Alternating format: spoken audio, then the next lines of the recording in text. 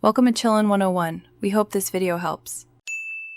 You'll begin by confirming Mac OS compatibility and installing Google Drive for desktop. This saves time later. Once done, launch the app and sign in with your Google account so your Drive connects to Finder.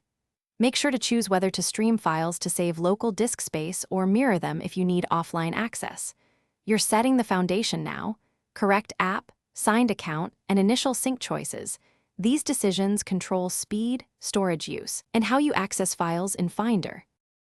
Next, open Google Drive Preferences and fine-tune sync settings so the app only syncs what you need. This reduces bandwidth and disk use. Then enable Finder integration so Drive appears in the sidebar. Drag shortcuts there for quick access. Also configure file handling. Allow specific folders for offline use, keep version history enabled, and pick sensible sharing defaults to avoid accidental public links. These steps make file access faster and safer, and they prevent sync conflicts when multiple devices edit the same files. To finish, test by opening a file from Finder, make an edit, and confirm it appears on Drive. Google.com. This proves sync is working. Use the Drive status icon in the menu bar to monitor uploads and pause or resume syncing when needed.